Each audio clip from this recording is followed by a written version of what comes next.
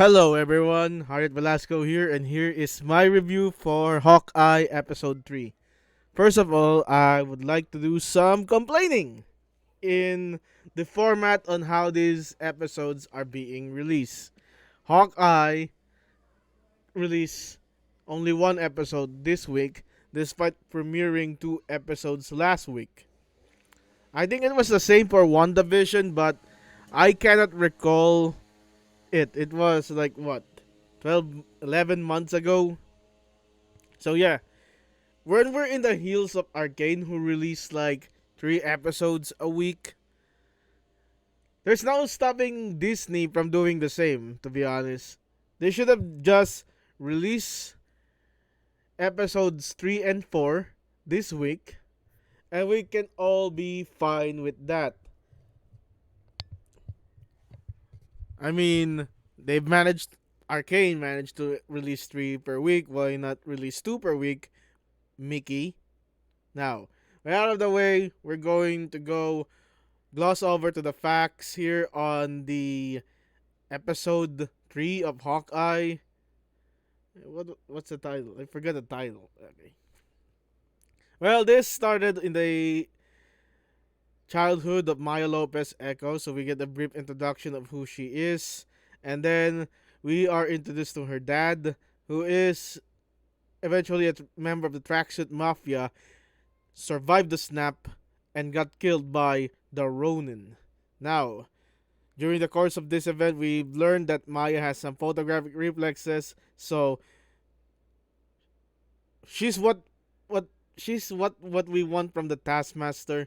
To be honest, it's such a shame that they lowball the Taskmaster, but they've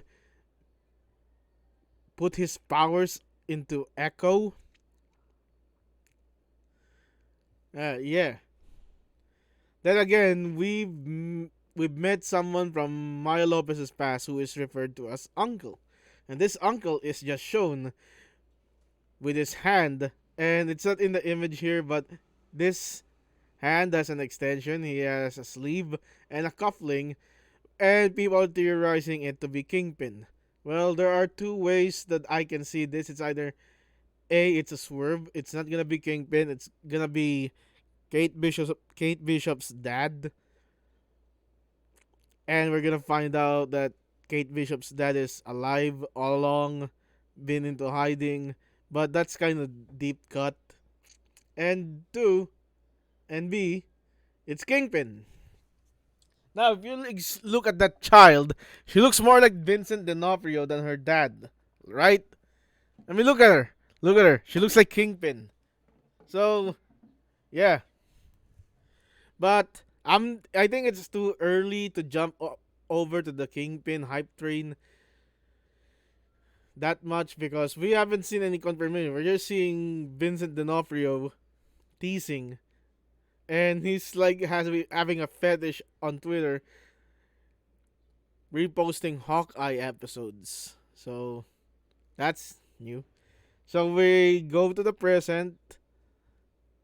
We see what we were left off from Kate Bishop and Hawkeye, Clint Barton, at the Tracksuit Mafia Carnival headquarters. They've met with Maya Lopez, who is Echo, and ask Clint, what's the deal with the Ronin costume?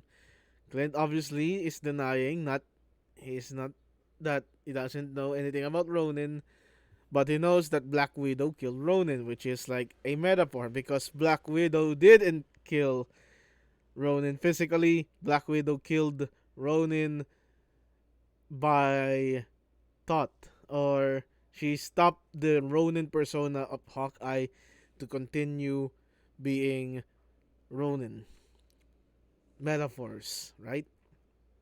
Now,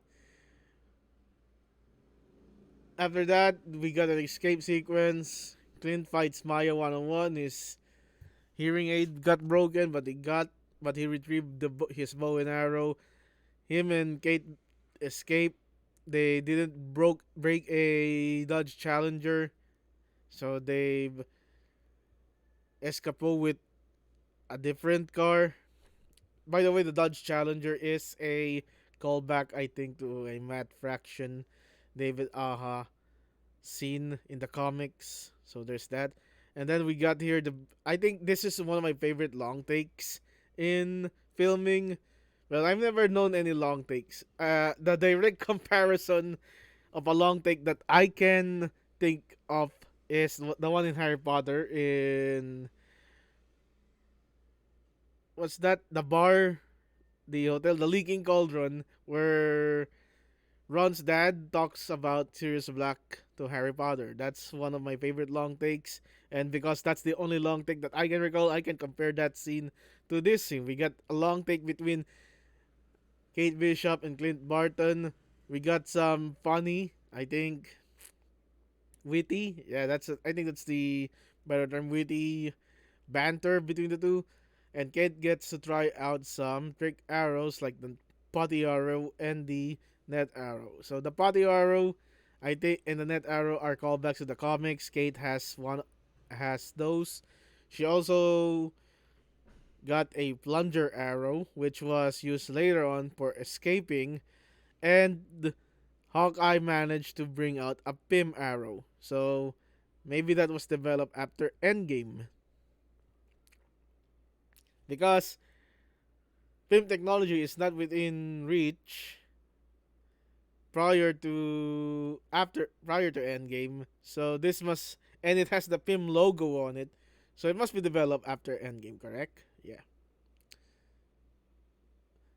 The fact that the Traxxas Mafia members didn't die from that is a bit sus, but it is what it is. So Hawkeye and Clint Barton and Kate Bishop managed to escape. They've got the hearing aid fix, and I think they've been investigating about the death of Armando Gan. How is it related to the Ronin or the Traxxas Mafia? And we left the episode in a cliffhanger when Kate and Clint bust into Kate's home, and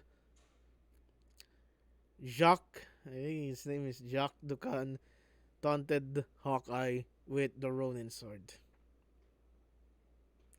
What I think of this episode, I think it's a step up from episodes 1 and 2.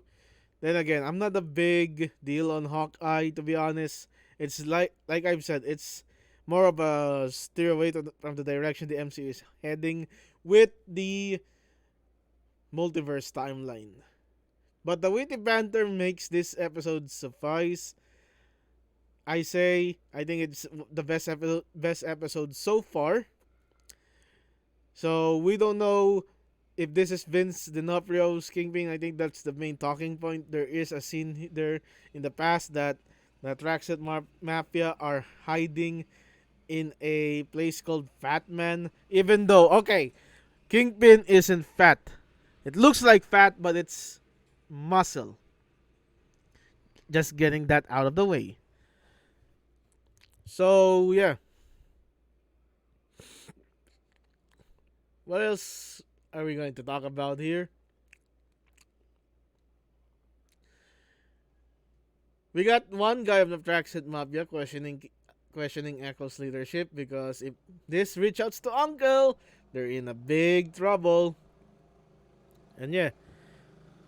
So I'm gonna look forward to who's the reveal. This might be another Mephisto joke in the making. But all in all, it has the typical Disney Plus trope now with some guy being hidden in the shadows for the reveal. And we're expected to get Yelena in future episodes. So that is my review. I give Hawkeye episode 3 7.5 out of 10. And that is it. That is my review. Thank you for watching.